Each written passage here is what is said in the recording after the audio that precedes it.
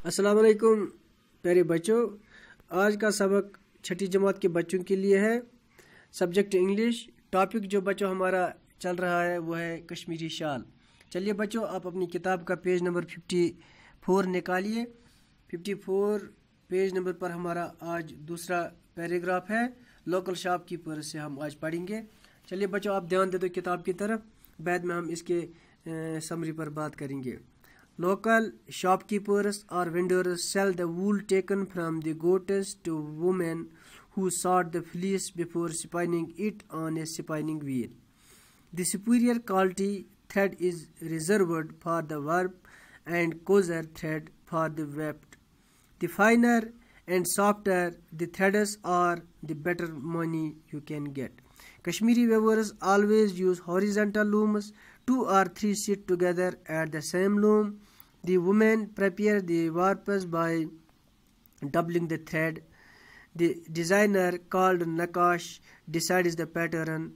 The color caller or Tarah Guru reads the design from the bottom upwards and calls out each color in turn together with the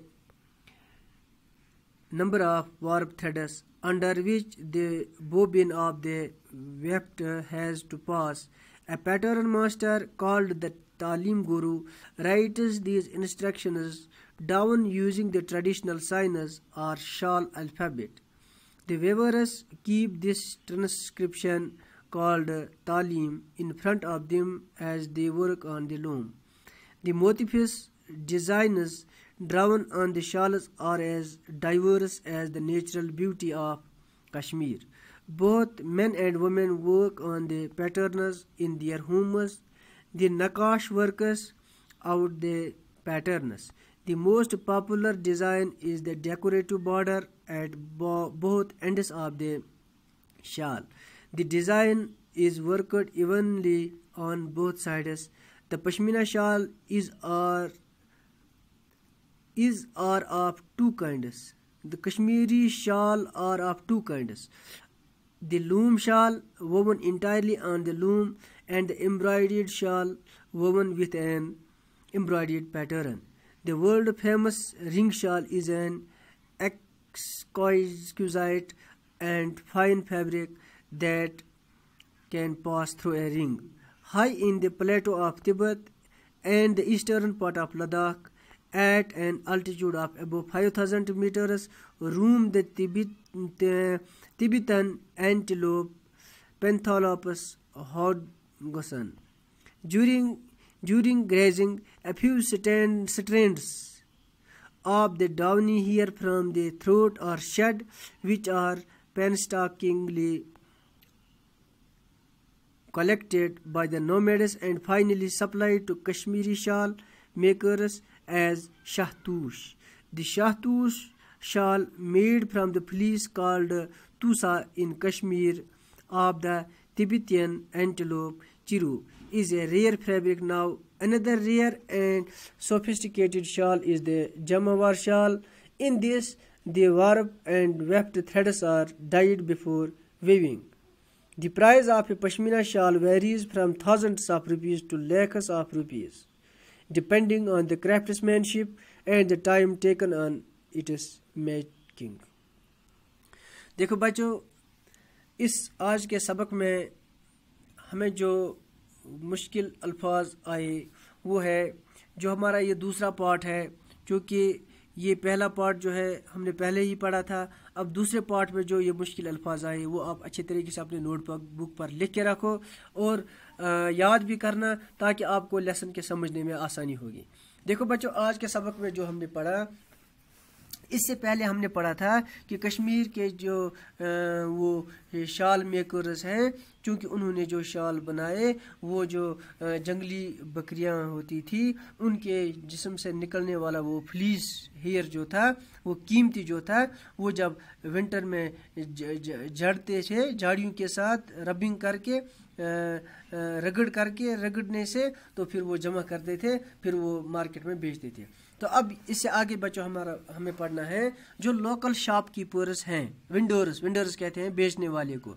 ہاں جو local بیچنے والے ہیں، جو یہ وول ہیں، جو یہ فلیس ہیں، جس کو پھمب کشمیری میں پھمب کہتے ہیں، پہلے بھی میں نے آپ کو بتایا تھا، جب یہ جمع کرتے تھے پھر مارکیٹ میں لاتے تھے، بازار میں لاتے تھے، وہاں سے پھر سپائننگ ویل پر اس پر محنت کی جاتی تھی، پھر اس کو وارپ کے ذریعے پھر موڑا جاتا تھا، پھر لوم پر اس کو لگایا جاتا تھا، پھر اس کو ایک پتلا سا دھاگا بنایا جاتا تھا، جس سے پھر یہ شال ویورز جو ہیں اس شال کو بناتے تھے۔ اب جو یہ لومز ہوتے تھے یہ ہاریزنٹل ٹائپ پر ہوتے تھے، ہاریزنٹل لومز، جس پر 2-3 آدمی بیٹھ کر کام کرتے تھے، اور اس میں وومن بھی ایک سائڈ سے کام کرتی تھی۔ Women prepare the warp by doubling the thread.